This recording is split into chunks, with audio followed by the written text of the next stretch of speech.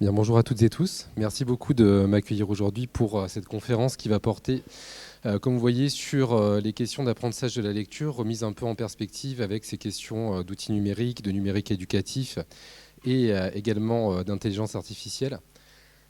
Donc, pour me présenter rapidement, je suis professeur de psychologie cognitive à l'université Paris-Est Créteil et donc je mène des recherches actuellement sur des questions bien sûr d'acquisition de la lecture, mais aussi des questions en prise avec la façon dont le numérique transforme à la fois les pratiques au niveau des enseignants, les pratiques pédagogiques, mais aussi la façon dont les élèves vont pouvoir rentrer dans les processus d'apprentissage.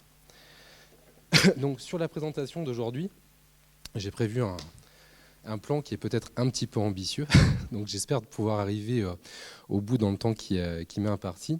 Donc déjà commencer à introduire cette question de pédagogie numérique qui nous anime aujourd'hui, qui diversifie les pratiques qu'on va pouvoir mettre en place au sein des classes, et remettre ça en perspective, comme je vous disais, avec cette activité de lecture, qui est une activité pour nous aujourd'hui qui est extrêmement quotidienne au final, extrêmement, on est des experts en tant qu'adultes au niveau de la lecture, mais c'est quand même une acquisition qui reste une acquisition qui est compliqué, on va dire, chez les apprenants parce que, vous allez le voir, le cerveau n'est pas du tout fait pour apprendre à lire. Donc on a besoin de rentrer dans un apprentissage systématique qui va, on va le voir, remodeler la façon dont le cerveau va devoir gérer cette activité de lecture. Une fois que ce sera défini, je reviendrai avec vous sur les spécificités de la lecture sur écran, parce qu'avec l'évolution du numérique, on a bien sûr une adaptation qui doit se faire au niveau de nos capacités perceptives, au niveau de notre rapport qu'on va avoir à la lecture, puisqu'on va lire aujourd'hui sur des supports qui vont être extrêmement variés, et les conséquences que ça va avoir sur notre fonctionnement cognitif, sur notre rapport à l'information, sur notre rapport même à la lecture, vont elles aussi considérablement évoluer.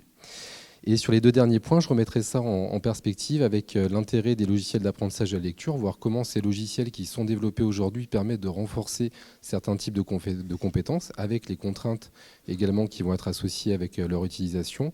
Et on terminera bien sûr avec ce point sur l'intelligence artificielle, que j'ai gardé pour la fin parce que, vous le constaterez, à l'heure actuelle, on a peu de travaux au final sur l'intelligence artificielle. Travaux de recherche, j'entends, parce qu'il y a énormément de choses qui se développent. L'IA évolue extrêmement rapidement. Et derrière, au niveau de la recherche, on a besoin d'avoir quand même des protocoles qui sont extrêmement rigoureux, qu'on va pouvoir mettre en place pour vraiment attester de l'efficacité ou au contraire de l'impact négatif que l'IA va pouvoir avoir sur les apprentissages de façon générale et a fortiori sur l'apprentissage de la lecture.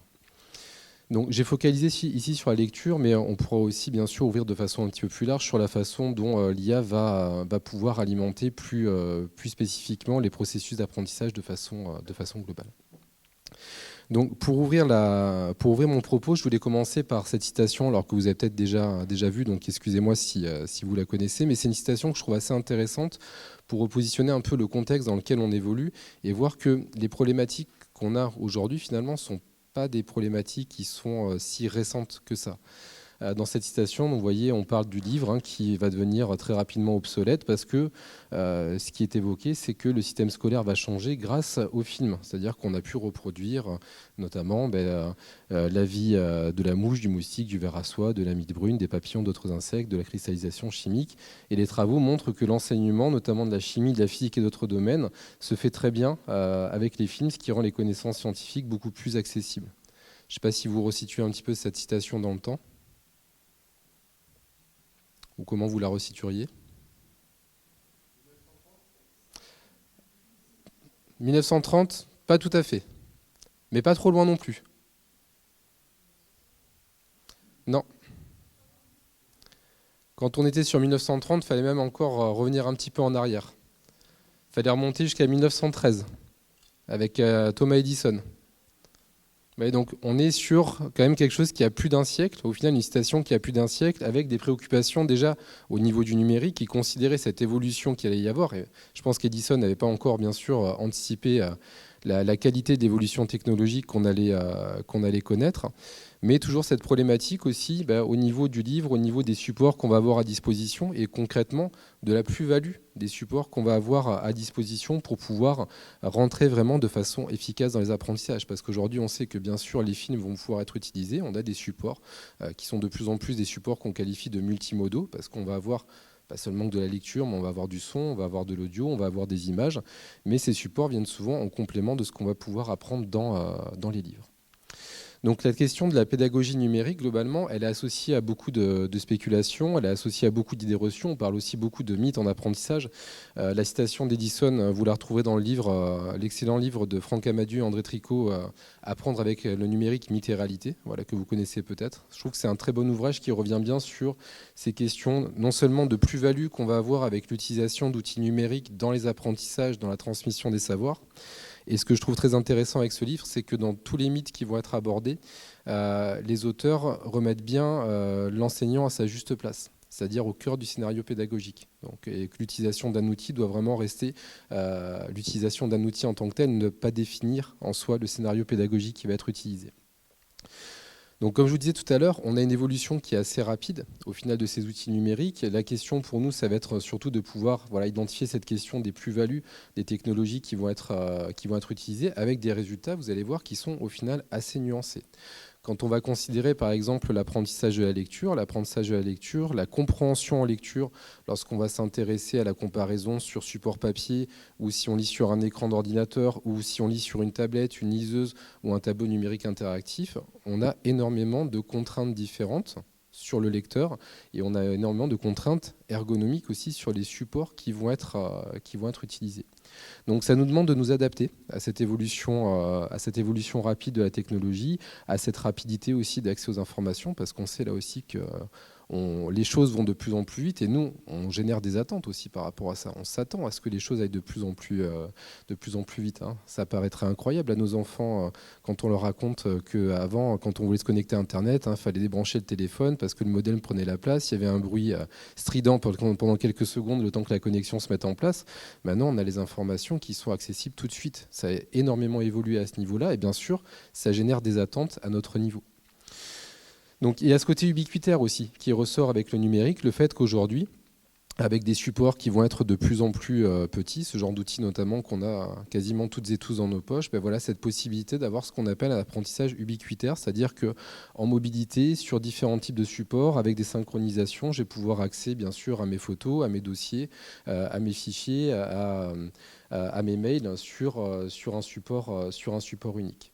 Donc ça soulève aussi la question de ce rapport qu'on va avoir au savoir, aux connaissances, aux apprentissages et à la façon dont on va gérer cette interface aussi qu'on a, mine de rien, entre ces outils numériques et les besoins qu'on va avoir en tant qu'utilisateur et a fortiori en tant qu'apprenant. Donc pour amener ça au niveau de la lecture bien sûr a évolué assez longuement. Vous voyez ici sur ce schéma qui symbolise l'utilisation des différents supports de lecture qu'on pouvait avoir. Donc ça a commencé avec les volumens et donc le papyrus, les codex avec le parchemin. On était à l'époque sur ce qu'on appelle le scriptio continua, donc une écriture continue qui n'était pas segmentée, on n'avait pas d'espace entre les mots, jusqu'à l'apparition du livre typographié, donc qui était imprimé sur papier, qui correspond plus ou moins à l'apparition aussi de l'écriture segmentée. Et ensuite, on a vu émerger au XXe siècle l'apparition donc des supports numériques, donc des ordinateurs sur lesquels on a commencé à mettre en place une activité de lecture également. Et si on regarde ce qui se passe depuis le XVe siècle pour le papier, aujourd'hui pour le livre, en soi, il n'a pas énormément changé. Bien sûr, il y a une évolution sur la qualité du papier, sur les polices de caractère qui vont évoluer. On essaie de faire en sorte que les choses soient plus lisibles, on essaie de condenser, on travaille aussi, écologiquement parlant, avec du papier qui va être recyclé, mais globalement, le livre, il n'a pas tellement évolué en soi. Alors que depuis notamment le début des années 80, les supports numériques, eux, continue sans arrêt d'évoluer. Donc on se rappelle des énormes écrans qu'on avait avant avec les tubes cathodiques. Aujourd'hui, on a des écrans plats, on a différents types de technologies qui existent. On se rend compte aussi que l'utilisation des écrans peut être accompagnée d'un inconfort. J'y reviendrai tout à l'heure. Le fait qu'on passe beaucoup de temps sur écran, plus de 3 heures par jour, ça peut être associé à certains syndromes. Donc, on a une adaptation qui est nécessaire lorsqu'on va utiliser ce type d'outils. La question qui va se poser également, c'est quand on va utiliser tous ces types de supports, c'est le rapport qu'on va avoir aux informations, notamment à la qualité des informations. Donc j'y reviendrai sur ce point-là aussi au niveau de la conférence. On sait que la bibliothèque du Congrès, par exemple, dispose de 140 millions d'ouvrages papier. Et je pense que depuis l'époque où j'ai fait cette diapositive, ça a dû encore évoluer. C'est déjà 10 millions de fois moins que ce qu'on va retrouver dans les documents qui vont être disponibles sur Internet. Et la question qui va se poser là dans les usages, vous verrez tout à l'heure une étude sur la façon dont on accède aux recherches aussi sur Internet, c'est déjà, est-ce que le fait d'avoir beaucoup d'informations à disposition est nécessairement un gage de qualité? Donc il y a cette question qui va se poser aussi sur la qualité de l'information auquel on accède et comment le lecteur fait pour s'adapter à cette multitude d'informations.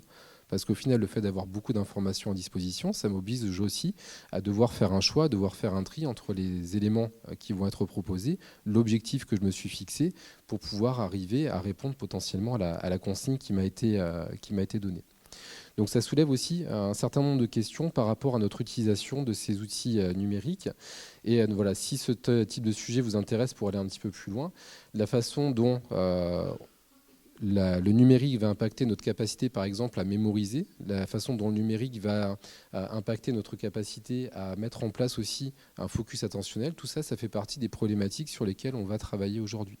Ici, vous avez un article qu'on a publié avec un de mes collègues dans The Conversation où on examine justement cette problématique que j'aborderai un petit peu avec vous aujourd'hui, sur la façon dont la lecture sur écran va impacter notre rapport à l'accès aux informations, à la mise en place de la compréhension. On parlera tout à l'heure par exemple du scrolling. Donc le numérique va bien sûr avoir un certain nombre d'atouts, d'avantages, de plus-value lorsqu'on va considérer les apprentissages et le rapport au savoir, l'accès aux informations, mais on va voir que ça va venir aussi avec un certain nombre de contraintes. Donc pour remettre ça en perspective avec l'activité de lecture, je vous disais en introduction, l'activité de lecture, ce n'est pas une activité qui va être innée. Ce qui va nous intéresser, c'est de voir comment elle se met en place, bien sûr, mais on va voir qu'elle va nécessiter déjà en elle-même un certain nombre d'adaptations pour que notre cerveau puisse rentrer dans cette activité. Ce que vous voyez ici apparaître, c'est ce qu'on appelle des mouvements oculaires. C'est-à-dire que lorsque vous débutez la lecture de ce texte, comme vous voyez dans la citation, votre œil est en train d'accomplir une certaine prouesse au final, puisque vous êtes en train de déplacer votre regard et tous les petits cercles que vous voyez apparaître correspondent à ce qu'on appelle des fixations oculaires. Ces fixations oculaires vont vous permettre d'extraire le sens des mots. Il faut savoir que quand notre œil se déplace, on n'est pas en capacité de faire une intégration cognitive. C'est simplement quand notre œil va être focalisé sur un point, donc ce qu'on appelle une fixation oculaire, donc tout ce que vous avez ici, tous ces petits cercles, qu'on va être en capacité d'intégrer du sens par exemple. Et plus vous avez un cercle qui va s'élargir, plus ça va traduire un accès compliqué à la sémantique ou un besoin de vérifier par exemple une information. Et pourtant, ça se passe vraisemblablement sans effort quand on arrive à un stade de lecteur expert, comme je disais tout à l'heure. Et ce qui va nous intéresser, c'est la façon dont justement ces processus cognitifs vont se mettre en place, ces processus de lecture vont se mettre en place pour nous permettre d'accéder au sens et à la compréhension. Donc la lecture, je reviens un peu sur la définition, donc vous m'excuserez. Ah, pardon. Si ma diapo s'est pas affichée. Donc globalement, voilà, on va associer du sens à des rapports, donc des informations qui sont des informations graphophonétiques. Donc c'est-à-dire que le développement du langage va commencer bien évidemment par le langage oral, et ensuite on va avoir une adaptation qui va se faire quand on va commencer à mettre en place de façon un petit peu arbitraire des symboles, des représentations écrites qui vont être connectés à ces éléments phonologiques. Et donc, quand on va rentrer dans l'activité de lecture à proprement parler, donc on a une zone bien précise de notre œil qui va être sollicitée. C'est ce qu'on appelle ici la fovea. Vous avez peut-être déjà entendu parler de la vision fovéale ou de la vision parafovéale. Lorsqu'on a besoin d'avoir un focus particulier, imaginez lorsque vous vous servez d'un appareil photo, quand vous faites ce qu'on appelle la mise au point, c'est un peu le rôle que va jouer ici la fovea. Donc cette petite zone qu'on va retrouver à l'arrière de l'œil. Et cette fovéale est importante parce que c'est elle qui va conditionner la capacité qu'on va avoir d'intégrer les informations qui vont être présentées dans un texte. Quand on va être en situation de lecture, et si je vous en parle maintenant, c'est bien sûr vous imaginez parce que ça va avoir un impact lorsqu'on va passer à la lecture sur écran. On ne peut pas se contenter de fixer lettre à lettre ou syllabe par syllabe les informations qui vont être présentées. Parce que c'est des éléments qui vont être beaucoup trop coûteux, c'est beaucoup trop pas à pas. C'est un peu ce qui se passe quand les enfants débutants vont commencer à apprendre à lire. Donc ce qu'on va faire, c'est que progressivement, quand on va développer l'expertise en lecture, on va commencer à développer ce qu'on appelle un empan perceptif qui va être de plus en plus important et ça va nous amener à traiter des informations de façon parafovéale. En gros, quand vous êtes en train de fixer une partie de mots, par exemple, si je fixe par ici, ça veut dire que je suis déjà en train d'intégrer quelques caractères sur la gauche, environ 4-5 caractères vers la gauche, et 14-15 caractères sur la droite du point de fixation. C'est ça qui va me permettre au final d'avoir une lecture qui va être efficace, qui va être fluide. Donc en lecture occidentale, c'est décalé bien évidemment vers la droite. Si vous lisez par exemple dans la langue arabe, ça va être décalé vers la gauche. On va toujours dans le sens de lecture et donc on va alterner entre ces fixations et ces saccades oculaires. Par exemple, si je vous présente ici la phrase « le cheval saute la haie » qui se trouve dans le pré, si je fixe ici cette partie du mot « cheval », dites-vous que c'est toute cette partie-là qui va être traitée. D'accord ? Donc ça me permet déjà d'avoir un pré-traitement, ce qui fait que lorsque mon regard va se déplacer sur le mot « et », il a déjà été traité en vision parafovéale et donc ça va me permettre d'avoir une lecture fluide au fur et à mesure que j'avance dans mon texte. On verra tout à l'heure que ça, c'est ce qui va se passer sur papier. Lorsqu'on va lire sur écran, la vision parafovéale a justement tendance à être un petit peu plus réduite.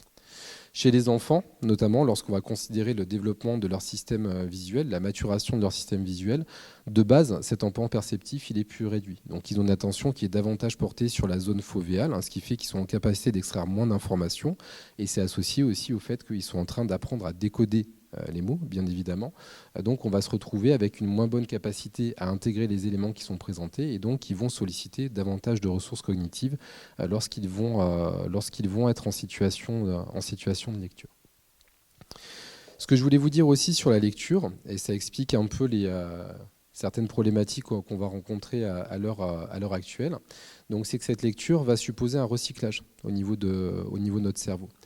Lire, c'est une activité qui va être fondamentalement acquise. Autant le langage oral, par exemple, on va le développer de façon innée. Il suffit d'être exposé à avoir ce qu'on appelle de l'input dans une langue pour déjà commencer à intégrer des sons et pouvoir être en capacité de les reproduire. Autant la lecture, ça va demander un apprentissage qui va être assez spécifique. Et comme notre cerveau il n'est pas paramétré pour faire ce genre de choses, il va devoir recycler certaines régions qui sont notamment impliquées dans la reconnaissance visuelle des objets, la reconnaissance visuelle des visages. Donc c'est surtout ce qu'on va retrouver au niveau de l'hémisphère gauche. Après, ça ne veut pas dire qu'il n'y a que cette zone-là qui va être mobilisée pour la lecture. Vous voyez que quand je suis en train de lire, je vais mobiliser un certain nombre de zones cérébrales qui vont être associées aux entrées visuelles, à l'accès au sens, à l'ère de la forme visuelle des mots donc, qui va se développer, la prononciation et l'articulation, et donc l'attention aussi qui va jouer un rôle. Donc ce recyclage, c'est ce qui va me permettre vraiment de pouvoir rentrer dans l'activité de lecture à proprement parler. Plus on va proposer des activités de lecture aux enfants, plus on va leur permettre de développer cette aire cérébrale particulière, donc de mettre en place ce recyclage. Et ce qui était une propriété au final de notre fonctionnement cognitif normal, peut aussi être considéré comme un désavantage. Vous avez beaucoup d'enfants qui vont reconnaître les lettres en miroir, par exemple, ou qui vont produire les lettres en miroir, ce qui parfois peut être une source d'inquiétude. Est-ce que ce n'est pas associé à un trouble développemental, par exemple ? Typiquement, tous les enfants sont susceptibles de le faire. C'est parce que comme on va recycler une zone qui est associée à la forme des visages, des objets, on va donc demander au système d'affiner ces représentations. Et on va demander de faire une discrimination qui va être beaucoup plus fine. Et au final, quand on regarde par exemple ces lettres B, P, Q et D, c'est le même symbole qui va subir une rotation. Au final, c'est pour ça que les enfants vont avoir tendance à les confondre, au moins de façon transitoire. Mais tous les enfants sont susceptibles de le faire. C'est pas simplement associé à de la dyslexie. Donc on a cette confusion dans la reconnaissance, mais on peut l'avoir aussi en termes de production. Au niveau de la lecture, ce que je voulais vous montrer également, c'est que lorsqu'on regarde ce qui se passe chez un lecteur novice et un lecteur expert, c'est que d'une part, on va s'appuyer sur le développement du lexique, bien évidemment. Plus on va avoir un lexique développé, plus on va avoir une compréhension de texte qui est facilitée, parce qu'on va amener le lecteur de plus en plus à traiter les informations de façon parallèle. C'est-à-dire que le temps de lecture ne va plus forcément dépendre du nombre de caractères que je vais avoir dans le mot, je vais arriver à traiter les informations de façon beaucoup plus globale parce que, comme je vous ai montré tout à l'heure, on a un empan perceptif qui va être de plus en plus important. Alors que le lecteur novice, lui, va avoir un traitement sériel très pas à pas avec une correspondance explicite entre les graphèmes et les phonèmes qui va demander du temps. Si je reprends, alors j'espère que ça va marcher l'animation ici. Non, il faut, je pense, la déclencher depuis l'ordinateur. Non, c'est pas grave. Ça correspond à peu près à ce que je vous montrais tout à l'heure avec le texte de Dehaene. Sur la première vidéo, donc, on voit un texte qui apparaît avec des fixations oculaires d'un enfant débutant. Et on voit qu'au final, c'est une fixation qui va se faire syllabe par syllabe. Alors que pour un lecteur qui va être un lecteur expert, on va avoir donc des fixations qui vont être beaucoup moins importantes. Alors, il faut juste cliquer sur les vignettes. Normalement, ça devrait se lancer. Voilà. Merci beaucoup.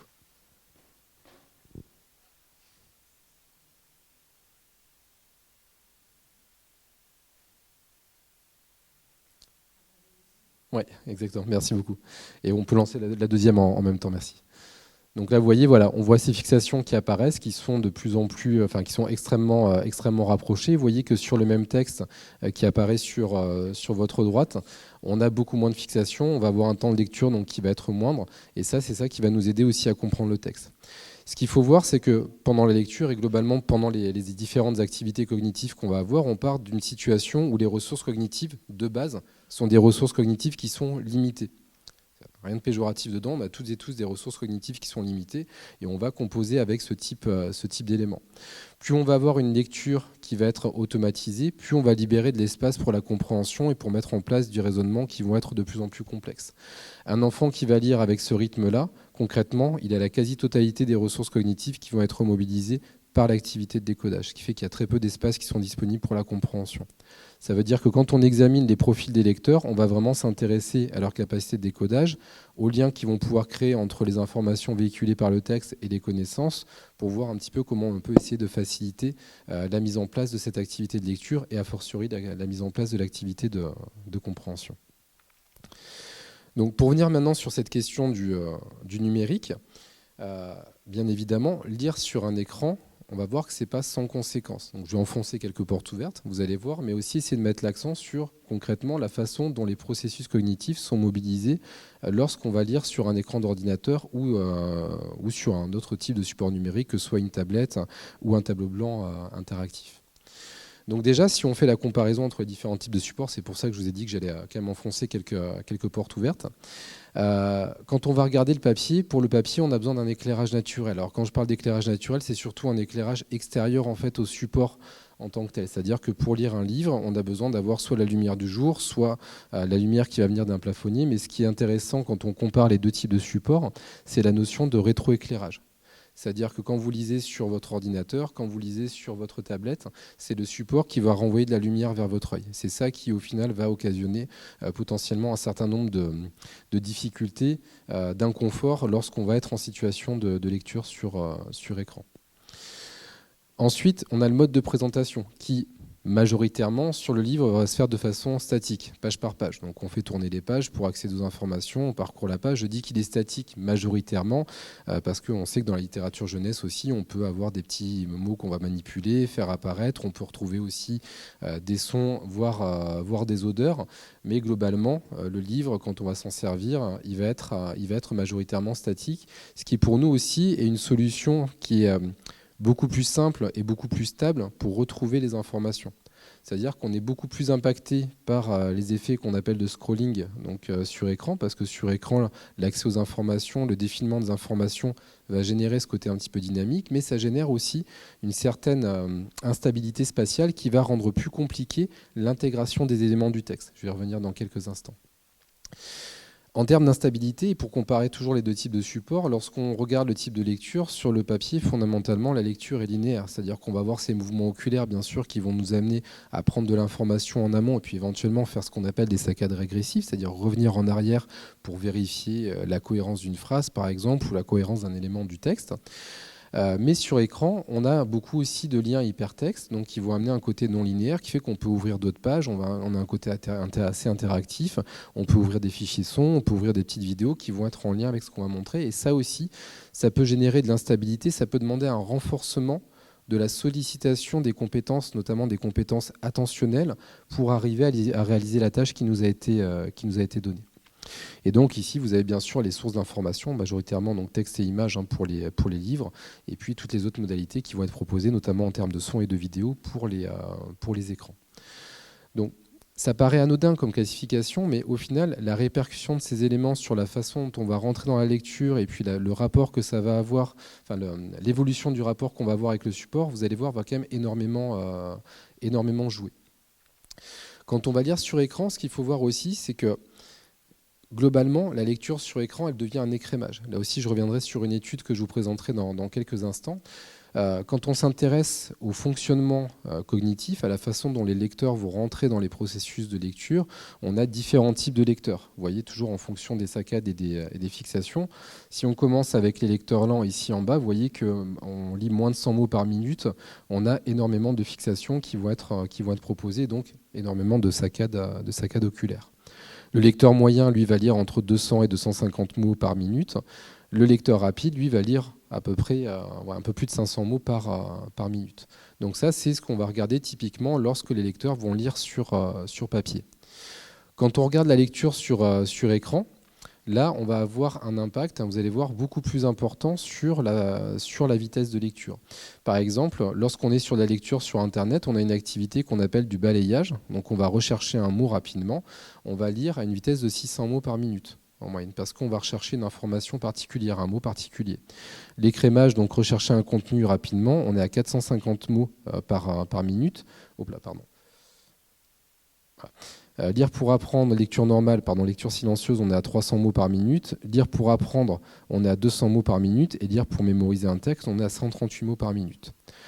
Cette dissociation que vous avez ici, elle montre que plus on a besoin d'intégrer fortement une information, plus on va diminuer notre vitesse de lecture, parce que cette diminution de la vitesse de lecture va nous permettre de solliciter plus efficacement ce qu'on appelle les mécanismes de mémoire de travail, notamment la mémoire de travail phonologique, qui va nous permettre de consolider les informations en les maintenant et en faisant en sorte que ce soit transféré dans les mécanismes de mémoire à long terme. De la même façon, donc, lorsqu'on va lire pour acquérir un nouveau contenu, même si la vitesse est un petit peu plus rapide, on va donc quand même faire du lien entre les informations du texte et les connaissances qu'on va déjà avoir stockées au sein de notre système de mémoire. Donc on est sur un niveau de lecture qui va être plus lent. Et donc sur écran, ce qu'on va constater, c'est qu'on est beaucoup plus sur une activité qui va consister en du balayage, voire en de l'écrémage. Parce qu'on sait que les informations sont facilement accessibles, on sait qu'on a des moyens pour les rechercher aussi en quelques clics. On a des raccourcis clavier qui nous permettent par exemple de faire ce genre de choses. Donc on a moins besoin de faire de la lecture profonde, de la lecture pour mémoriser, en sachant que le support va être lui aussi accessible beaucoup plus facilement. Et donc quand on regarde les conséquences de la lecture sur écran, sur un écran rétroéclairé, cet empan visuel dont je vous parlais tout à l'heure, il va se retrouver assez largement diminué en fonction de certains critères, de certaines caractéristiques, notamment le contraste entre la couleur des caractères et la couleur du fond. Vous avez certaines formes de contraste qui ne vont pas du tout ensemble. Ça a pu vous arriver déjà de voir ça dans certaines présentations PowerPoint, par exemple. L'espacement aussi entre les caractères, très important aussi lorsqu'on va considérer les élèves qui vont être porteurs de dyslexie, parce que plus vous allez avoir des caractères qui sont rapprochés, plus c'est compliqué d'arriver à mettre en place un décodage qui va être efficace, et l'emploi aussi de colonnes qui vont être réduites, comme on retrouve beaucoup sur le net.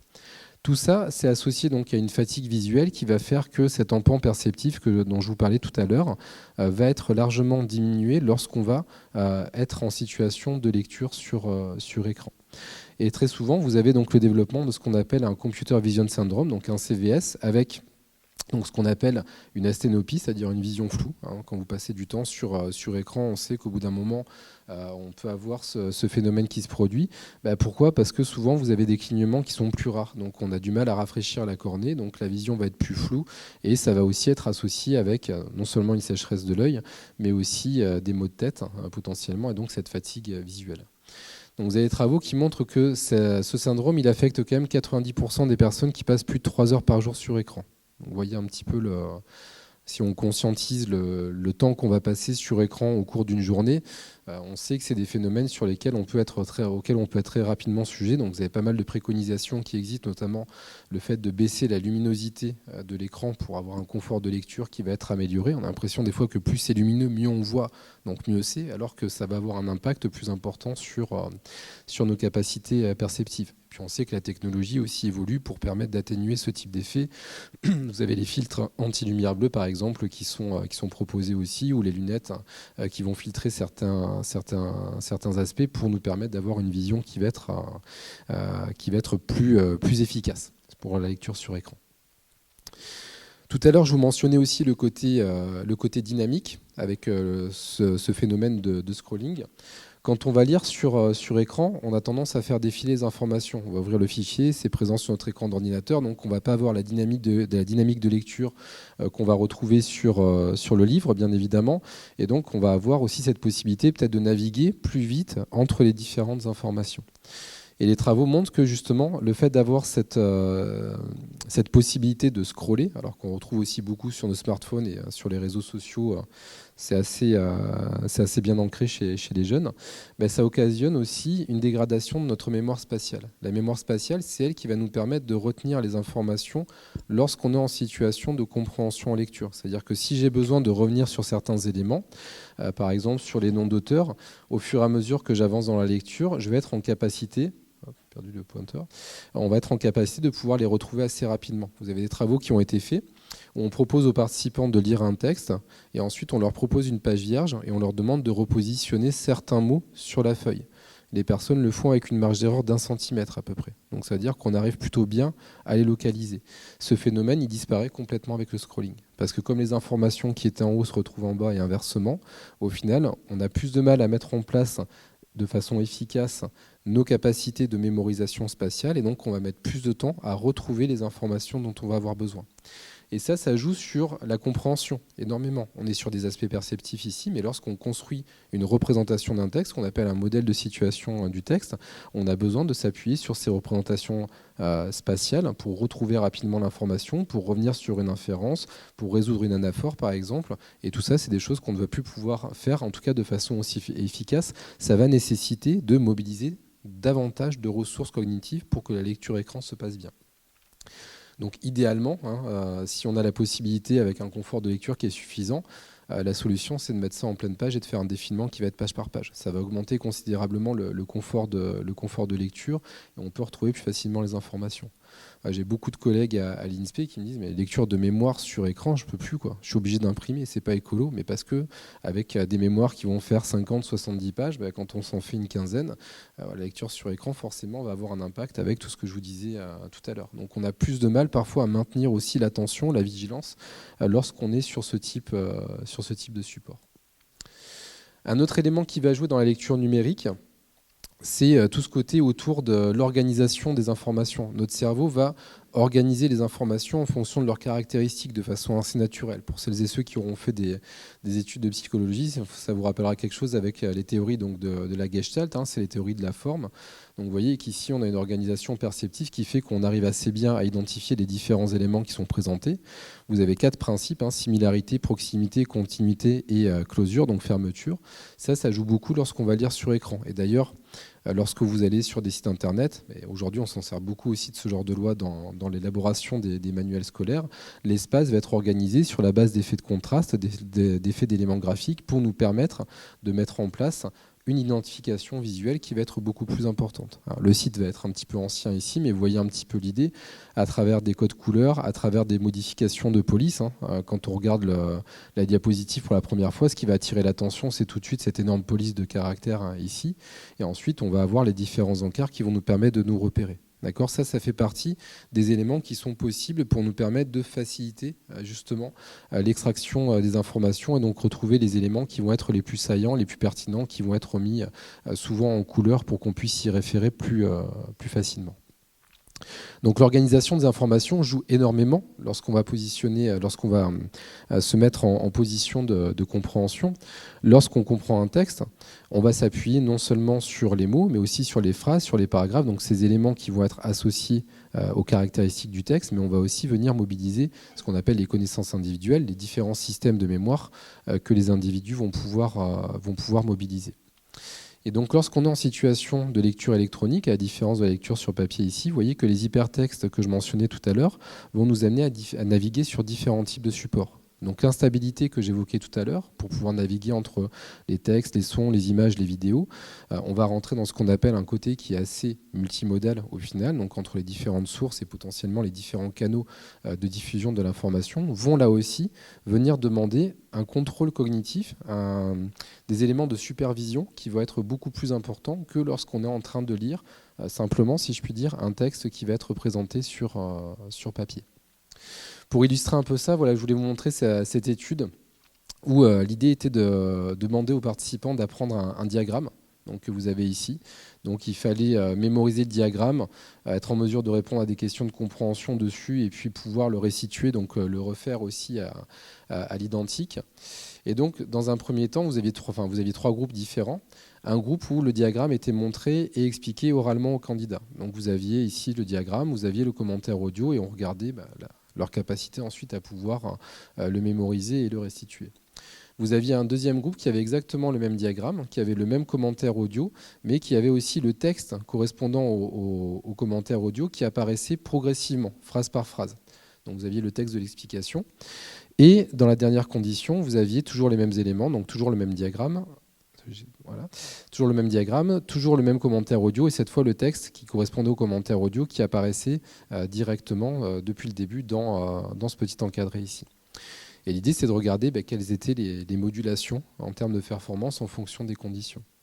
Et si vous regardez les résultats, le fait d'avoir comme ça les différentes sources d'informations qui sont présentes dans les conditions 2 et 3, au final, ça vient brouiller le signal. Alors qu'à l'origine, c'était prévu pour justement permettre d'avoir différentes sources de mémorisation. Donc, l'idée était de se dire, vu que j'ai à la fois le commentaire audio plus les éléments du diagramme plus les éléments de lecture, ça va venir renforcer la capacité à encoder, donc à mémoriser les informations qui vont être proposées. Or, c'est exactement l'inverse qui va se passer. Quand vous avez l'activité ici de mémorisation, par exemple, ce qui se passe au niveau de notre système cognitif, c'est lorsque j'ai le diagramme avec le commentaire audio et le texte qui défile, vu que le texte il correspond exactement à ce que je suis en train d'écouter, ça vient perturber ce qu'on appelle la boucle phonologique. La boucle phonologique, c'est la partie de votre mémoire de travail qui vous permet d'intégrer les informations verbales. Et donc lorsqu'on est en train d'écouter quelque chose et qu'en même temps on essaie de lire, vous n'allez pas lire et écouter au même rythme. Fondamentalement, vous allez avoir votre rythme de lecture et souvent votre rythme de lecture va être plus lent que le rythme que de l'information que vous allez entendre.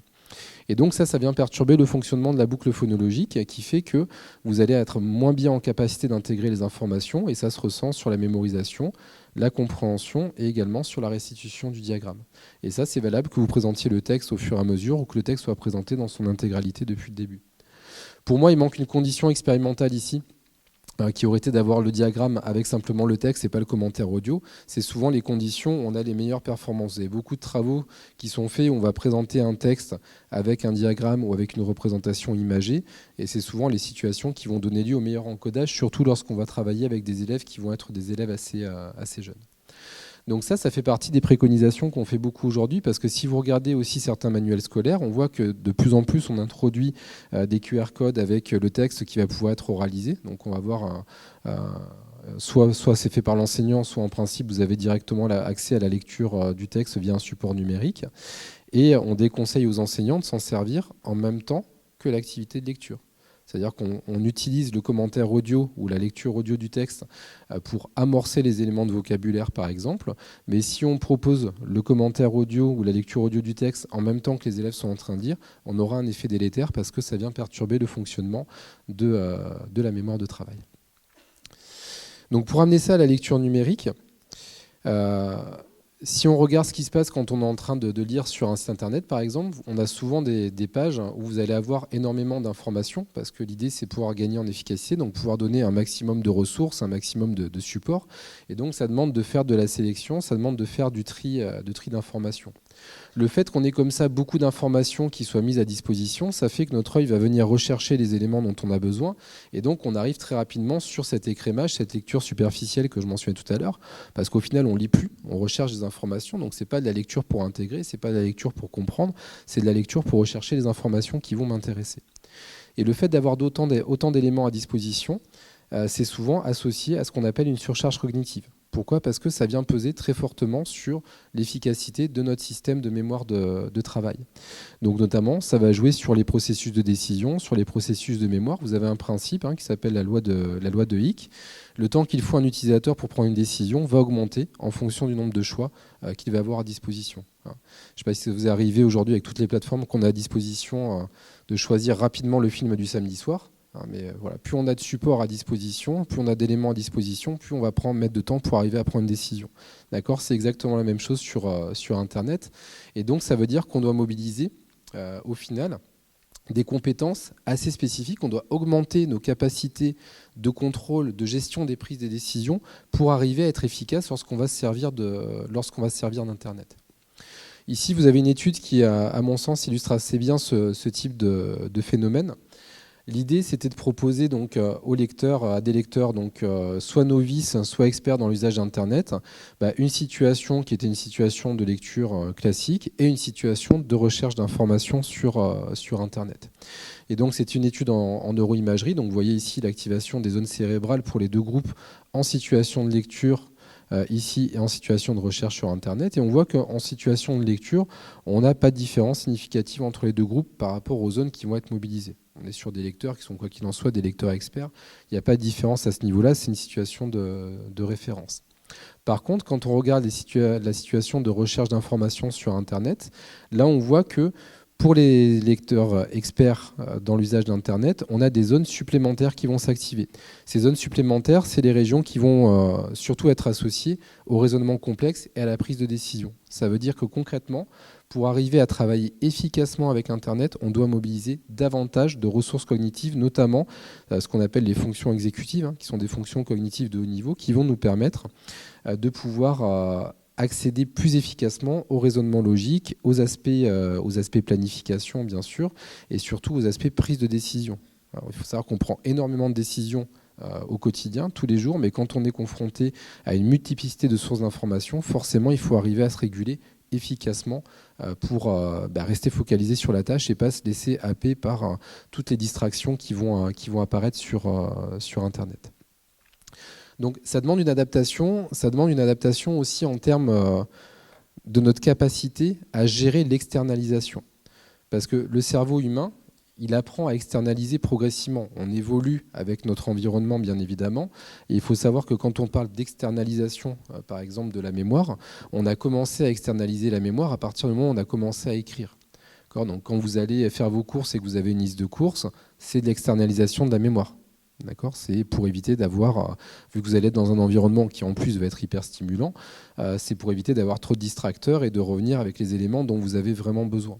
Donc, au final, dans notre système cognitif, on a une adaptation, bien sûr, du cerveau qui s'est faite en termes de taille, mais aussi en termes de spécialisation, de recyclage neuronal, en fonction des besoins. Vous avez des travaux qui avaient été faits il y a quelques années, par exemple, sur les chauffeurs de taxi londoniens. Il n'y avait pas de GPS encore, donc on s'était intéressé au fonctionnement de leur hippocampe, et on voyait qu'ils avaient un hippocampe qui était plus développé que la moyenne, parce qu'habitué à se représenter dans l'espace. Donc progressivement, on adapte nos fonctions cognitives en termes de mémoire, en termes de perception, en termes de spatialisation. Aujourd'hui, avec les GPS par exemple, on perd énormément sur notre capacité à se représenter l'espace de façon explicite, consciente et volontaire. On suit. D'accord ? Donc c'est une charge moindre sur notre système cognitif, mais ça veut dire qu'on développe peut-être moins aussi certains types de compétences. Et ça, c'est un peu un des points qui nous inquiète à l'heure actuelle. Vous allez voir que ça va faire la transition aussi avec les outils numériques et avec l'IA. C'est la question de est-ce que Internet n'est pas en train de supprimer tout effort de mémoire ? Au final, parce qu'étant donné que les informations sont accessibles assez rapidement depuis une multiplicité de supports, est-ce qu'on n'est pas en train d'externaliser à outrance et avec des conséquences qui sont potentiellement néfastes sur la suite ?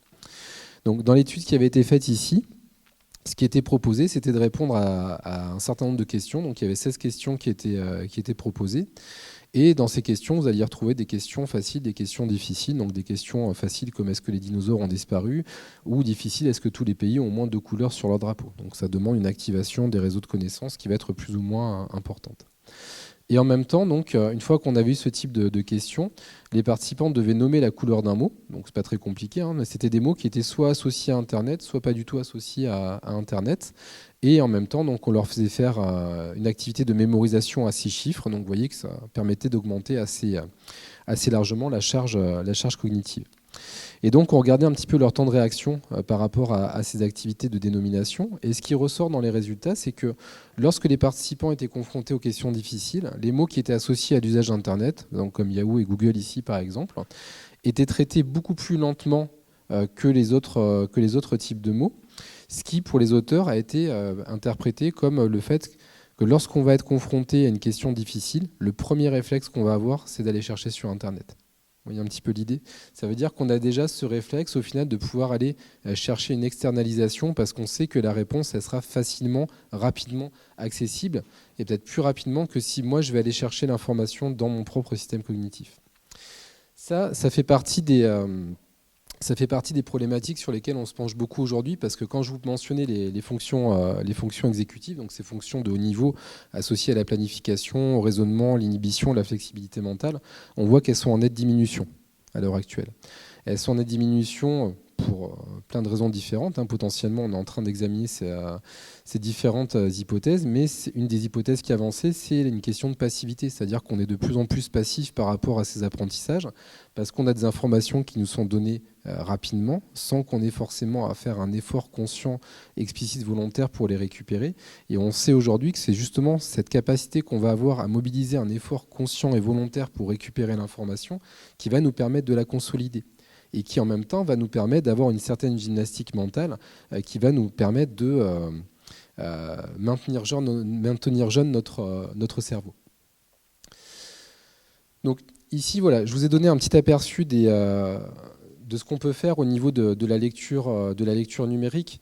Donc vous voyez qu'il y a autant des aspects qui vont concerner le côté un petit peu ergonomique, on va dire, que le côté vraiment associé aux capacités cognitives du lecteur. Ça veut dire que quand on travaille avec l'utilisation d'outils numériques et qu'on s'intéresse non seulement à ces aspects ergonomiques mais aussi aux performances des lecteurs, on a voilà, ici un type de plateforme que nous on est en train d'utiliser. On va bien sûr prendre en considération les aspects associés aux différents types de formats. Je vais vous montrer quelques exemples de résultats qu'on a pu obtenir.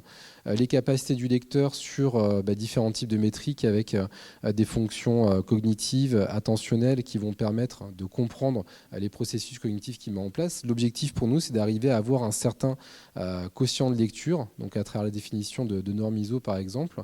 On peut se dire, en fonction du support qu'on va utiliser, en fonction des caractéristiques du lecteur, voilà les aspects qui vont être facilitateurs ou au contraire problématiques en ce qui va le concerner.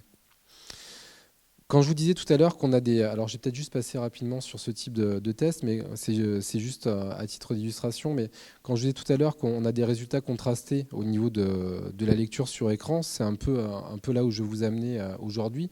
Dans les travaux qu'on réalise avec les équipes de collègues, donc on va prendre en considération, je vous ai dit, un certain nombre de paramètres qui sont des paramètres ergonomique, donc par exemple les tests de visibilité qu'on fait ici. Là, quand on est dans la classe, on met ça en place sur le TBI ou alors on va mettre ça en place sur l'ordinateur. Et donc ça, c'est un test de mesure. On va regarder le seuil perceptif pour voir les situations d'inconfort visuel. Donc vous voyez que le carré qui apparaît sur l'écran, progressivement, il va diminuer en intensité. Donc normalement, vous le voyez de moins en moins bien. Là, vous le voyez potentiellement plus, ou encore un tout petit peu. Okay. Et là, en principe, vous le voyez plus du tout. Et donc, si vous ne voyez plus du tout, je vais remettre le seuil d'avant. Ça va me permettre de définir un seuil perceptif. Donc, on fait ça sur TNI, on fait ça sur écran d'ordinateur. On regarde aussi les tests de lisibilité. Ça rejoint ce que je vous montrais tout à l'heure aussi avec le fonctionnement du cerveau. En lisibilité, on va travailler sur l'identification de lettres qui vont être congruentes ou incongruentes avec les lettres qui vont les entourer. Plus une lettre va être congruente avec les lettres qui l'entourent, par exemple, si je dois détecter... J'ai plus mon pointeur. Si je dois détecter par exemple la lettre N ici, la lettre N, comme elle est entourée de lettres qui vont avoir des caractéristiques similaires, elle va être plus difficile à identifier que lorsqu'elle est présentée avec des lettres qui vont présenter des caractéristiques différentes. Voilà ce que vous avez là. Okay, donc ça fait partie de ce qu'on met en place pour tester les aspects un petit peu ergonomiques. Donc voilà, ça va se positionner un petit peu comme ça sur l'écran. Voilà. Hop, pardon.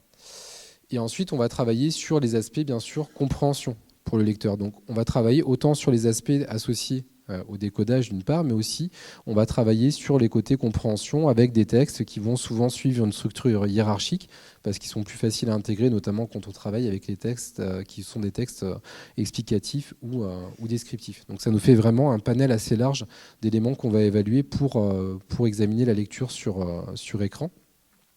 C'est pareil, j'ai mon animation qui a raté, c'est pas grave. Et donc globalement, ce qu'on voit, c'est que quand on va travailler sur l'ordinateur portable par rapport au TBI, on va avoir une sensibilité beaucoup plus importante au reflet sur le PC. Ça veut dire que ça va gêner un petit peu la perception. Donc le PC va potentiellement gêner l'intégration des éléments, parce que quand on est sur le TBI, on est quand même sur un support où la luminosité, entre guillemets, est projetée sur le support. Et donc forcément, ce n'est pas projeté vers l'œil, donc on a un inconfort visuel qui va être beaucoup moins important sur le PC en comparaison au TBI. Et quand on regarde les performances de compréhension lorsque les élèves vont lire sur PC ou lorsque les élèves vont lire sur TBI, par exemple, ici on a pu voir ça voilà, sur cet aspect-là. Donc là, vous avez le support papier, là, vous avez le TBI. Ce qui se passe au niveau du système cognitif, c'est que si on est sur un texte qui va être un texte qui est présenté en pleine page, vous n'allez pas avoir d'effet négatif sur la capacité à intégrer et mémoriser des informations. Ce qui est assez rassurant du point de vue de l'enseignement. Les résultats qu'on a ici, ils sont au final assez similaires, on n'a pas de différence significative entre les deux. Globalement, dès qu'on va travailler sur du texte qui va être présenté en pleine page, donc qui ne va pas impliquer de scrolling, je pensais que j'avais mis un autre résultat, je ne l'ai pas mis, c'est pas grave. Dès qu'on va être sur une activité où il n'y a pas de scrolling, on a 2 travaux sur ce type de questions, vous n'allez pas avoir d'impact négatif sur la façon dont les élèves vont pouvoir travailler. Par contre, dès que vous allez avoir une exposition prolongée sur PC, dès que vous allez avoir du scrolling, là vous allez avoir des résultats qui vont être en défaveur de l'écran. Donc vous aurez des élèves qui travailleront mieux sur papier que lorsque vous allez les faire travailler sur un écran d'ordinateur. Donc ici, on a un certain nombre de préconisations qui ont été émises. Alors j'en parle là parce que on a un livre blanc donc, de préconisations qui a été publié en 2010 par le LUTIN. Le LUTIN, si vous ne connaissez pas, c'est le laboratoire des usages en technologie d'information numérique. Aujourd'hui, c'est devenu un hôtel à projet qui est hébergé à la Cité des sciences et de l'industrie. Et ce livret est à destination des enseignants. Et puis quand je viens comme ça un petit peu en formation, que j'interroge des gens sur leur connaissance de ce livret, je vois qu'il n'a pas du tout été diffusé au final. Donc j'en profite pour en faire un peu la promotion ici. Il est gratuit, il est accessible en ligne. Mais voilà, vous avez des préconisations, par exemple, sur la disposition du TNI au sein des classes pour limiter justement les reflets, pour faciliter l'installation. On sait très bien comment ça se passe en principe. C'est les mairies qui vont s'en occuper. Les mairies qui vont s'en occuper, elles ne vont pas se poser de questions de savoir où sont les fenêtres ou si l'écran doit être incliné ou pas. Ils vont regarder s'il y a un mur, ils vont regarder s'il y a une prise et puis voilà, le TNI il va être installé dans la classe.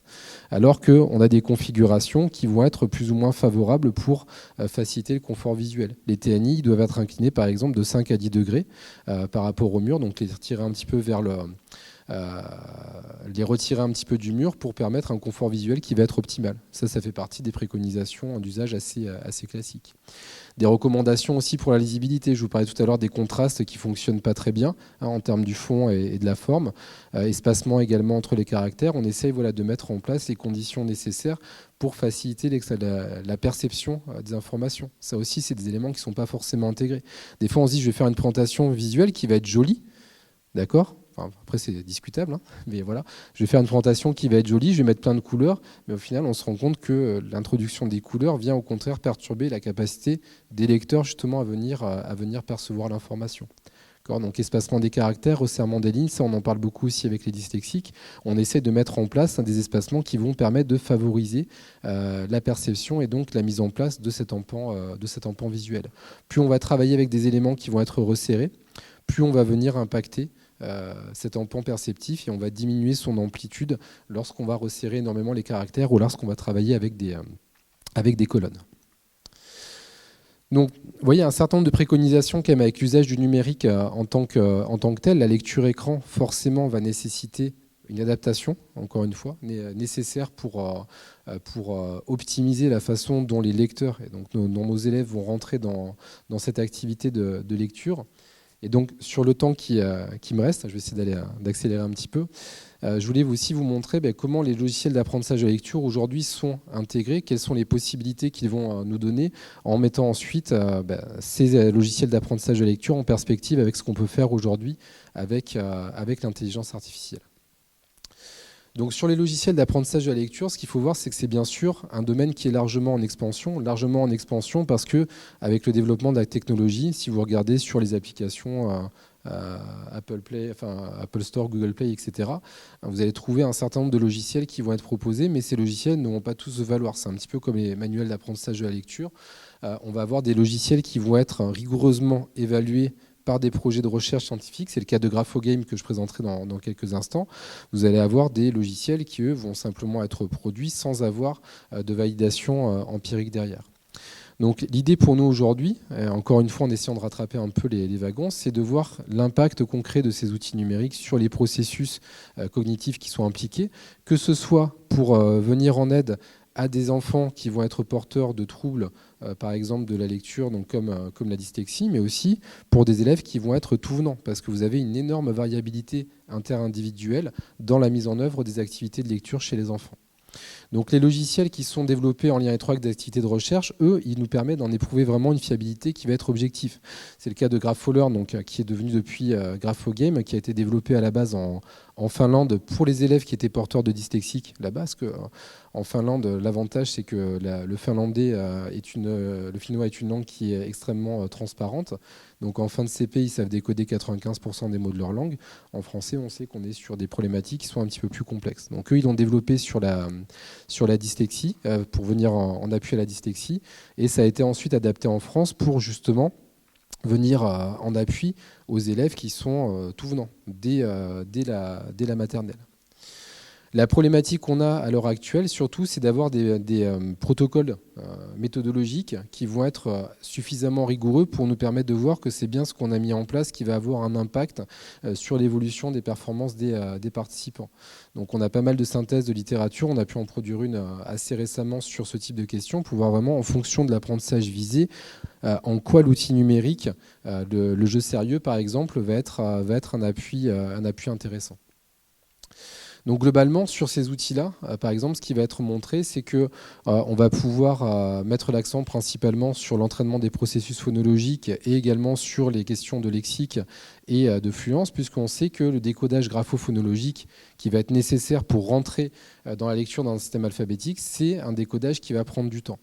On sait que l'acquisition du code aujourd'hui, l'acquisition du code orthographique, elle va nécessiter à peu près 30 heures d'enseignement pour que les élèves rentrent bien dans l'apprentissage de la correspondance entre les graphèmes et les phonèmes. Vous savez combien on en fait dans les classes en vrai, en CP?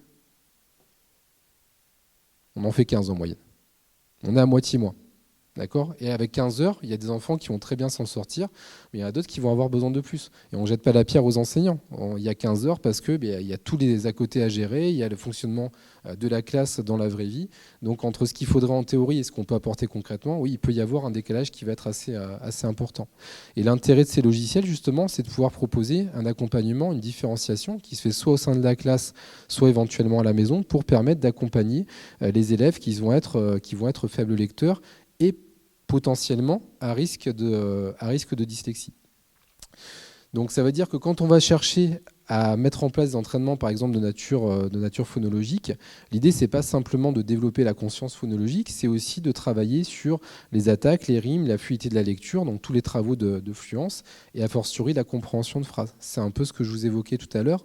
Lorsqu'on va arriver à permettre une automatisation de la mise en correspondance des graphèmes et des phonèmes, on va aussi libérer des ressources cognitives pour pouvoir mettre en place de la compréhension.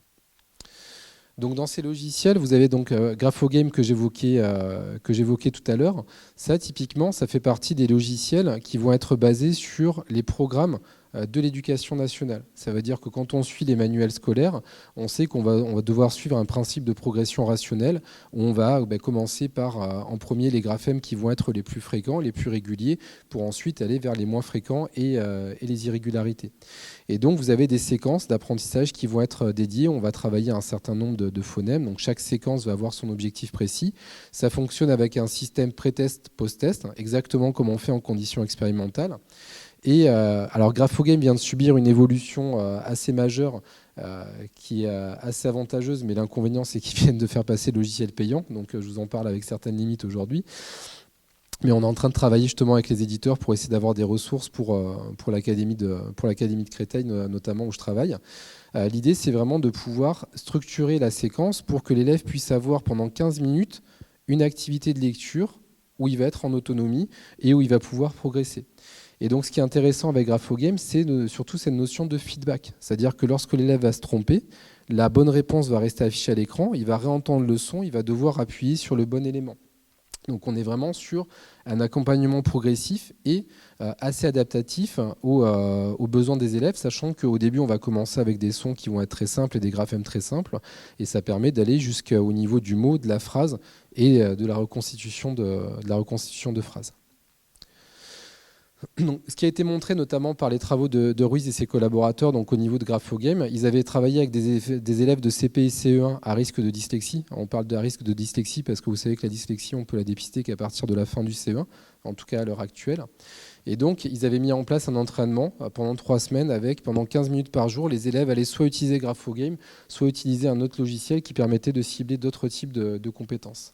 Et donc, avec l'utilisation de GraphoGame, ce que vous avez ici donc sur la ligne qui va être en noir, on voit qu'au niveau du pré-test, on n'a pas de différence significative entre les deux groupes. On met en place un entraînement et on voit quand on fait les évaluations en post-test, bien sûr, on a une progression pour les deux groupes parce que les élèves progressent quand même, bien sûr, avec ce qu'ils font au sein de la classe, mais on voit qu'on a une progression qui est plus importante avec la mise en place du logiciel. Et ça, on le voit au niveau du CP, bien sûr, et aussi au niveau du CE1. L'échelle est différente parce que bien sûr en CP, ils sont beaucoup plus centrés sur le décodage, donc ils vont lire moins de mots correctement à la minute. Mais on voit qu'en tout cas, il y a une progression qui va être assez significative. Moi, ce logiciel, je m'en étais emparé aussi pour travailler avec les allophones, donc avec des élèves qui sont un petit peu plus âgés mais qui ont des difficultés dans l'apprentissage du français. Et en utilisant GraphoGame avec ce type de population, on a pu aussi mettre en évidence, donc c'est un article qui est en cours de publication, notamment sur la conscience phonologique, mais aussi sur le lexique. On a pu mettre en évidence des différences entre le groupe expérimental et le groupe contrôle, et notamment le groupe qui utilise GraphoGame va assez nettement progresser par rapport au groupe contrôle sur les aspects conscience phonologique, mais aussi lexique et morphosyntaxe. Donc ces logiciels d'apprentissage de la lecture, ces Serious Games, ils sont extrêmement intéressants parce qu'ils vont venir mobiliser bien évidemment les processus cognitifs qui vont être attendus.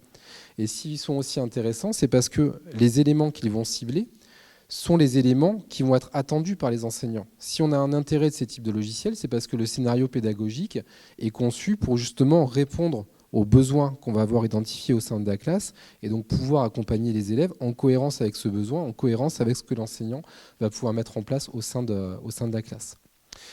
Les limites qu'on a avec ce type de logiciel, c'est que les parcours sont majoritairement quand même standardisés. Donc on a des adaptations, mais des adaptations qui vont être relativement limitées, donc qui sont quand même peu sensibles aux différences interindividuelles. Et à l'heure actuelle, avec le développement qu'on a autour de l'intelligence artificielle, l'idée c'est de voir comment ce type d'outil peut encore évoluer pour essayer d'améliorer, de gagner en efficacité et en rentabilité aussi sur les dispositifs d'aide à l'apprentissage de la lecture qu'on va pouvoir mettre en place. Donc quand on regarde ce qui se fait au niveau de la lecture et de l'IA, par exemple, si je reviens sur les 4 piliers de l'apprentissage de Dehaene, que vous connaissez certainement, ces 4 piliers vont reposer sur l'attention, l'engagement actif, le retour sur erreur et la consolidation. Si aujourd'hui on a de telles attentes par rapport à l'IA, c'est parce que l'IA potentiellement peut venir renforcer ce type de pilier. D'accord ? Je dis bien potentiellement parce qu'on sait qu'il y a aussi des risques de dérive à partir de l'IA que j'évoquerai rapidement tout à l'heure. Donc, c'est-à-dire que l'IA peut soutenir l'attention dont on a besoin, forcément quand on va rentrer dans un apprentissage, en guidant, en simplifiant, mais l'attention peut aussi être saturée si l'IA nous amène sur des éléments dont on ne va pas avoir besoin. Donc, c'est-à-dire qu'on a besoin de prendre en compte ce genre d'éléments. L'IA qui va questionner, inviter à produire, va favoriser l'activité. Donc on a besoin de rentrer dans des activités bien sûr de production pour pouvoir avoir un effet sur l'engagement. L'IA qui va donner les réponses d'emblée va la réduire. Concernant les retours sur l'erreur, quand on va parler de feedback, l'IA peut nous aider aussi sur ces questions de feedback, mais il faut éviter des corrections qui soient trop superficielles. On a besoin d'avoir des corrections qui sont ciblées, un peu à l'instar de ce que vont proposer les logiciels d'apprentissage de la lecture. Donc, en termes de consolidation, les systèmes qui sont adaptatifs vont exploiter la répétition espacée parce qu'on a besoin de répéter régulièrement les choses pour pouvoir les consolider au niveau du système cognitif. Mais les usages qui sont purement passifs n'entraînent aucune consolidation. C'est pour ça qu'on a besoin d'avoir non seulement du feedback, mais aussi de la production chez les élèves en situation d'apprentissage. Donc si je ramène ça au niveau des outils numériques et de la lecture, par rapport à ce qu'on a pu voir en termes d'outils numériques, ce qu'ils vont nous permettre de faire, c'est d'avoir des feedbacks qui vont être immédiats et des feedbacks qui sont globalement peu flexibles. En fait, c'est souvent une des critiques qu'on va retrouver sur l'utilisation de ce type de système. Quand on regarde les questions de motivation et d'autonomie, on voit que là, ils sont plutôt facilitants. D'avoir une question d'autonomie, bien sûr, quand on va les mettre, par exemple, sur GraphoGame avec la tablette, les élèves sont en autonomie. Ils ont leurs consignes, ils vont pouvoir travailler avec le logiciel. Sur GraphoGame, vous avez un petit chronomètre qui indique le temps qu'ils vont passer sur l'activité. Quand le chronomètre il est rempli, ils ont assez travaillé, ils peuvent repasser à autre chose. Donc c'est un soutien à la remédiation, c'est un outil de suivi. Le constat qu'on fait aussi à l'heure actuelle, c'est que globalement, et c'est valable assez largement pour les outils numériques, il y a quand même un manque de formation, un manque de sensibilisation des enseignants globalement à ces outils et à ce qu'ils peuvent permettre de faire concrètement. En allant sur le terrain en visite de classe, par exemple, les enseignants qui vont utiliser un TBI comme vraiment étant un support interactif, ces enseignants qui sont formés eux-mêmes. On a la formation initiale qui évolue heureusement aujourd'hui, mais globalement, ceux qui, il y a encore quelques années, se servaient du TBI comme ça, c'est des personnes qui sont auto-formées. Donc avec les outils numériques, un des points de vigilance qu'on a, ça revient aux questions de surcharge cognitive, d'usage passif, des inégalités d'accès et aussi des troubles du sommeil. Les troubles du sommeil, c'est en lien avec l'usage des écrans. On sait qu'il ne faut pas le faire n'importe quand parce que si on le fait avant le coucher, par exemple, c'est assez délétère sur l'accès au sommeil. Donc ça fait partie des points sur lesquels, bien sûr, on est vigilant.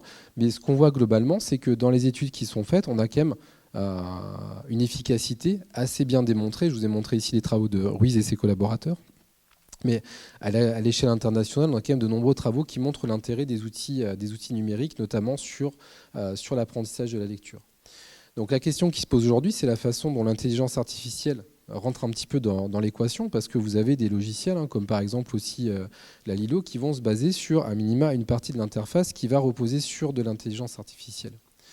L'intelligence artificielle, aujourd'hui, on sait qu'elle nous permet donc de mettre en place des feedbacks qui, eux, vont être davantage adaptatifs et génératifs, donc qui sont peut-être plus pertinents que ce qu'on va avoir avec les outils numériques basiques.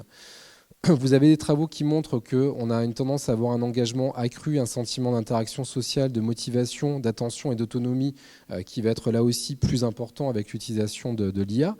Et l'IA présente aussi un potentiel assez important de différenciation, de personnalisation, bien sûr toujours en complément de l'enseignant. Dans tout ce que je vous présente ici, l'idée n'est pas d'avoir des substituts, mais d'avoir des compléments à ce qu'on va pouvoir mettre en place au sein des classes. Dans les points un petit peu plus négatifs, il y a toujours quand même cette question de charge cognitive et de fatigue cognitive possible. Et il y a toujours bien sûr cette nécessité d'avoir un encadrement humain. Les activités, les tâches qu'on va proposer avec l'IA, il faut qu'elles soient toujours bien encadrées pour permettre à l'élève de répondre, d'utiliser le logiciel par exemple, en lien avec les consignes qui ont été données. Et là aussi, on a très peu ou pas d'études à l'heure actuelle. C'est un petit peu le point qui fait qu'il y a énormément de choses qui sont fantasmées autour de l'IA. C'est qu'il y a très peu de travaux concrètement qui sont faits sur l'impact de l'IA sur les processus d'apprentissage, a fortiori sur la mise en place des processus de lecture. Donc c'est pour ça, en un sens, c'est plutôt bien qu'on voit que les travaux qui sont faits sur les outils numériques et la mise en place de l'IA, c'est des travaux qui majoritairement sont des travaux récents. D'accord, ça, on est vraiment dans du contemporain. Et donc, en parlant de récent, voilà, c'est une étude qu'on vient de publier avec une de mes doctorantes, donc Camille Pistre, dans la revue Reading and Writing. C'est vraiment une des premières études qu'on a à l'heure actuelle qui porte sur l'utilisation de l'intelligence artificielle en appui à la mise en place de l'activité de lecture chez des élèves de maternelle. Donc on avait travaillé là avec des élèves de grande section, 6 classes de grande section de maternelle. Donc on avait 71 élèves qui étaient répartis en 2 groupes et on avait programmé des séquences d'enseignement donc d'intelligence artificielle. Sachant que pour des questions bien sûr de RGPD, on était sur des séquences qui étaient programmées sur l'ordinateur qui était utilisé au sein de la classe et donc il n'y avait pas d'accès à Internet en direct, si vous voulez. Tout était paramétré sur l'ordinateur, les séquences étaient prévues. On les avait construites en collaboration avec les enseignants. Une séquence d'apprentissage, ça dure à peu près 15-20 minutes. Donc en fonction de la rapidité que les élèves allaient à répondre, qu'on n'avait bien sûr pas mesuré ici, on leur laissait cette liberté-là. Et donc on a collecté des mesures cognitives et langagières, donc sur l'identification, la reconnaissance des lettres, l'efficacité cognitive, conscience phonologique, mémoire de travail, questionnaire d'expérience utilisateur. Donc pensez bien qu'avec des grandes sections, c'est quand même assez limité, mais on se renseignait surtout pour savoir s'ils utilisaient des outils numériques à la maison, et on leur demandait aussi un peu ce qu'ils préféraient en matière pédagogique. Ça, on le faisait aussi au niveau des enseignants, et on avait aussi interrogé les parents. Et donc ce qu'on faisait, c'est qu'on proposait, donc, pour un groupe, on avait dans un premier temps le pré-test, systématiquement. Donc ça, c'était pour nos deux groupes. Ensuite, c'est l'enchaînement des activités qui changeait. On avait un groupe qui commençait par l'enseignement traditionnel. Ensuite, on avait une phase de transition et on passait avec l'enseignement avec l'IA qui venait compléter l'enseignement traditionnel. Et l'autre groupe faisait ça en ordre inversé. Comme ça, on s'assurait qu'il y avait toujours les mêmes types d'enseignement pour les deux groupes et on s'assurait que ce n'était pas forcément l'IA qui allait prendre toute la place. Donc, on travaillait avec ChatGPT indirectement. Donc, Camille, la doctorante, avait programmé l'ensemble des séquences qui étaient nécessaires. Et donc, par exemple, on disait bonjour Camille, bonjour Maxime, dans le mot N, quelle lettre reconnais-tu? Et donc, il pouvait répondre comme ça sur le clavier. Il avait des touches de réponse qui étaient ciblées en fonction de la séquence qui était travaillée. Donc, il avait un chiffre qui correspondait à M et un chiffre qui correspondait à M. Tout le reste, c'était masqué pour lui faciliter la tâche. Et donc, quand on regarde les résultats, donc pour vous les transcrire ici rapidement, ce qu'on a pu mettre en évidence, c'est que l'intelligence artificielle allait améliorer les compétences en décodage, même chez les élèves faibles. Et peut-être même encore plus chez les élèves qui, à la base, sont plutôt faibles lecteurs. Donc, on voit ça avec une identification et une reconnaissance des lettres qui va augmenter, une amélioration aussi de la conscience phonologique et une plus grande efficacité dans la mise en œuvre des fonctions cognitives, d'efficience cognitive, donc en termes de rapidité d'accès. Donc, c'est ce que vous voyez ici entre le pré-test, le post-test traditionnel et le post-test avec l'intelligence artificielle. L'amélioration des performances, elle est plus marquée avec le chatbot IA qu'avec la méthode d'enseignement traditionnelle. Ça veut dire quoi? Ça ne veut pas dire que l'enseignement traditionnel doit être jeté à la poubelle. Ça veut dire que quand on leur donnait ces éléments-là en plus, les élèves avaient une marge de progression qui était beaucoup plus importante. Ça veut dire que les élèves qui avaient l'IA, notamment les élèves faibles, ils trouvaient que l'IA était plus efficace que le pré-test et l'enseignement traditionnel, lui, n'apportait pas de gains significatifs. Chez les élèves qui étaient plutôt forts, les deux modalités avaient des effets qui étaient assez similaires, sans différence entre elles. Ce qu'on a pu mettre en évidence également, c'est que les élèves les moins performants seront plus motivés à utiliser l'IA que les élèves forts, c'est-à-dire qu'ils ont exprimé davantage de motivation à l'utilisation de l'outil. Les forts, ils trouvent l'outil attrayant, mais ils ont moins de motivation à rentrer dedans. Ça veut dire qu'en gros, pour eux, l'enseignement traditionnel peut déjà être bien suffisant. Ils arrivent déjà à en retirer ce dont ils ont besoin, donc c'est vrai qu'il n'y a pas forcément d'intérêt à rentrer sur la mise en place de l'IA. Ça aussi, il faut qu'on soit rationnel par rapport au fait de se dire l'IA peut être un support. Oui, sous certaines conditions. Pour quel profil d'élèves? Il y a des élèves avec qui ça ne marchera pas. Ils s'en sortent déjà très bien, tant mieux. On n'a pas besoin forcément d'imposer ce type de fonctionnement. Du point de vue donc préférentiel, la méthode d'enseignement avec l'IA sera préférée à la méthode d'enseignement traditionnelle. On le voit parce qu'il y a ce côté peut-être plus interactif, plus personnalisé aussi, parce que l'élève il va être seul avec le dispositif, donc ça donne quelque chose un petit peu plus cocooning entre guillemets. Et vous avez beaucoup d'élèves qui ont, 86% qui ont apprécié l'outil, 73% qui souhaitent le réutiliser en CP. Et on voit que pour l'enseignement traditionnel, les enseignants aussi ont beaucoup apprécié la mise en place de ce dispositif parce que pour eux, ça leur permettait d'avoir un complément à ce qu'ils étaient en train de faire. C'était cohérent avec ce qu'ils avaient ciblé. Et donc, ils préfèrent vraiment avoir cette approche combinée globalement entre l'IA et l'enseignement traditionnel. Donc, on a une autre étude qui est en cours. Là, c'était avec des grandes sections. Là, on travaille spécifiquement avec des CP, donc dans différentes écoles de l'Académie de Créteil. Donc, on a une deuxième publication là qui est en cours et qu'on ne manquera pas de vous envoyer, bien sûr, si ce genre d'aspect vous intéresse. Donc voilà, pour conclure, quels apports de l'IA pour l'apprentissage, quels apports aussi des outils numériques que j'ai pu vous présenter. L'IA, en soi, ça ne va pas avoir d'effet. C'est-à-dire que si on fait de l'IA pour faire de l'IA, en fait, ce qui va être intéressant, c'est les activités cognitives qui vont être induites par l'intelligence artificielle qui vont vraiment déterminer l'apprentissage. Ça veut dire que si on observe des gains avec l'intelligence artificielle, ça va venir d'un certain alignement avec les mécanismes cognitifs qui sont sollicités en termes d'adaptation, de pratique active, de récupération, de feedback et de consolidation. C'est ça qui est intéressant, c'est ce côté interactif et génératif qu'on va retrouver avec l'IA. L'IA, elle va devenir problématique lorsqu'elle automatise ce que l'élève devait apprendre. D'accord ? Donc c'est en ce sens aussi qu'on va parler de surcharge. Si un élève il va être déjà en phase de répondre correctement à ce que lui propose l'enseignant, si on introduit l'IA en plus, ça va être plus une distraction qu'autre chose. Donc on ne va pas forcément être sur un effet bénéfique. Et à l'inverse, si l'IA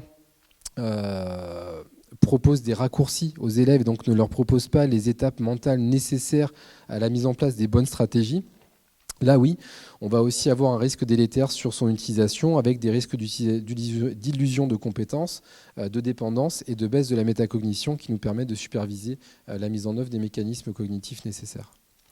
Donc une utilisation efficace de l'IA, ça va imposer de maintenir l'effort cognitif. C'est ce qu'on fait avec, ici en l'occurrence, l'apprentissage de la lecture.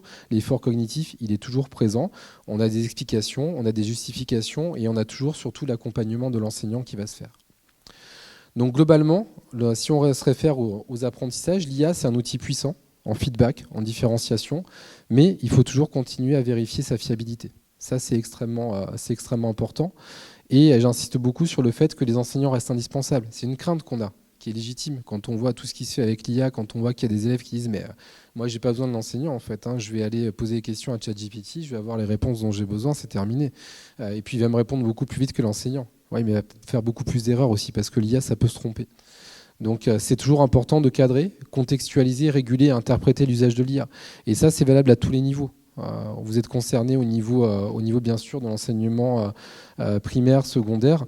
On a exactement les mêmes types de problématiques au niveau de l'enseignement universitaire, parce qu'on voit que l'utilisation a explosé chez les étudiants, que ce n'est pas forcément quelque chose que les universités ont eu le temps de cadrer clairement, et on se retrouve avec des mémoires qui vont être, et ça se voit, générées par intelligence artificielle. Donc l'idée de l'IA, fondamentalement, ce n'est pas de remplacer l'apprentissage humain, mais c'est de voir comment on peut l'amplifier en le rendant plus autonome, en accompagnant dans le développement des stratégies, en le rendant plus conscient de ses processus cognitifs. C'est ce qu'on fait avec la lecture. Ce que je vous ai montré là sur le décodage, on est en train de le développer aussi sur les aspects plutôt compréhension. Et l'idée, c'est vraiment de garder l'humain au centre et de pouvoir utiliser l'IA pour mieux outiller l'effort cognitif et en aucun cas pour remplacer l'effort cognitif qui, lui, reste absolument indispensable. Pour terminer, donc, je voulais remercier mes collègues et puis voilà l'expérience que je vous ai proposée. J'ai entendu que ça parlait de Psychonome tout à l'heure, donc voilà, hein, c'est dans le cadre du projet Psychonome justement qui finance la thèse de doctorat de Camille Pistre. Voilà, c'est un projet qui nous tient énormément à cœur et on va travailler non seulement sur les élèves qui sont, on va dire, neurotypiques, mais on a aussi sur la dernière année de thèse de Camille un projet avec les élèves qui vont avoir des difficultés de lecture. Et j'en profitais aussi pour vous annoncer la parution prochaine d'un numéro qu'on coordonne avec Hugo dans l'ANAE, donc approche neuropsychologique des apprentissages chez l'enfant, apprentissage intelligence artificielle, quels enjeux pour l'éducation et la formation. Donc on est en train de recevoir les différentes contributions des collègues qui sont sujettes à expertise. Et donc voilà, de la même façon qu'on met toujours nos ressources à disposition si vous en avez besoin. Voilà, on pourra vous communiquer les articles qui vous intéressent parce que la revue est payante, mais nous on y a accès. Donc voilà, si c'est des éléments dont vous avez besoin, on vous les transmettra avec grand plaisir. Donc merci beaucoup pour votre attention et je suis disponible pour répondre à vos questions. Merci.